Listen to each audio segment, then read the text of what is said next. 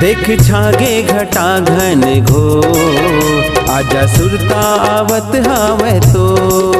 करे मन के मंदिर लांजोर, ये चिरैया करत हावे सो। बिजली हा चमकत है, जीवरा हा धड़कत है।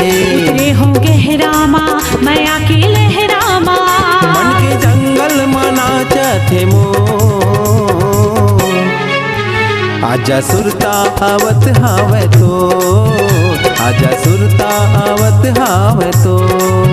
करे मन के मंदिर लांजोर, ये चिरैया करत हावे सो। ये चिरैया करत हावे सो।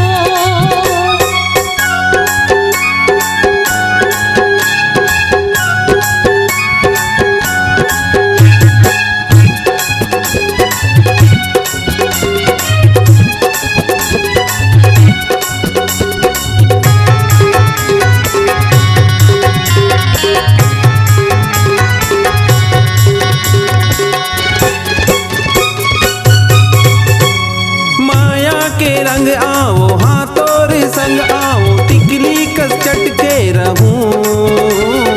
कट को छोड़ा बेते त भोले पाबे ते, कुंदरा बन लटके रहूं।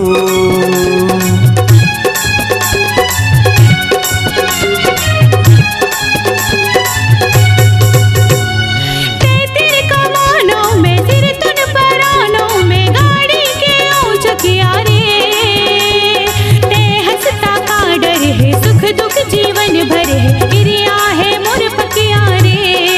सपना में आजा मोर रग में समा जा मोर, सपना में आजा मोर रग में समा जा मोर। तै पतंग बन के औ मैं हाडो,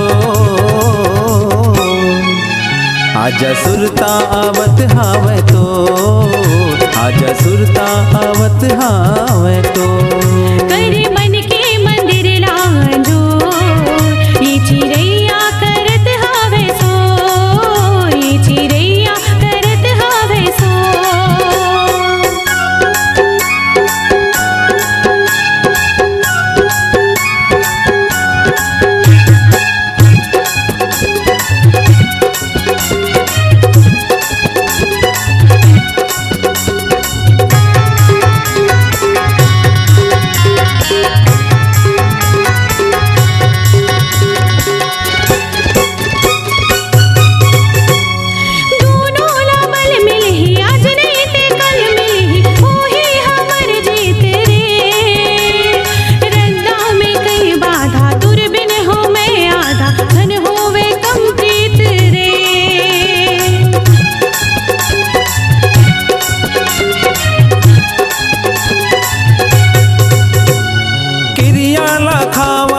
तोर तिर में आवा था मांगे ना तोर हाथ वो।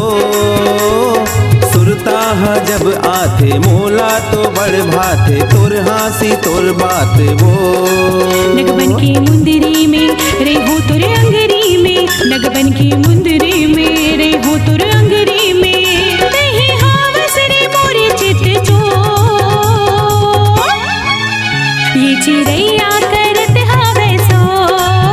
ये चिरैया करत हावे सो। देख छागे घटा घन घोर, आजा सुरता आवत हावे तो। करे मन के मंदिर लांजोर, ये चिरैया करत हावे सो। बिजली हा चमकत है, जीवरा हा धड़कत है। उतरे हो गहरामा माया के लहरामा, मोरे अंतस हमारे हिलो। आजा सुरता आवत हावे तो, आजा सुरता आवत हावे तो। ये चिरैया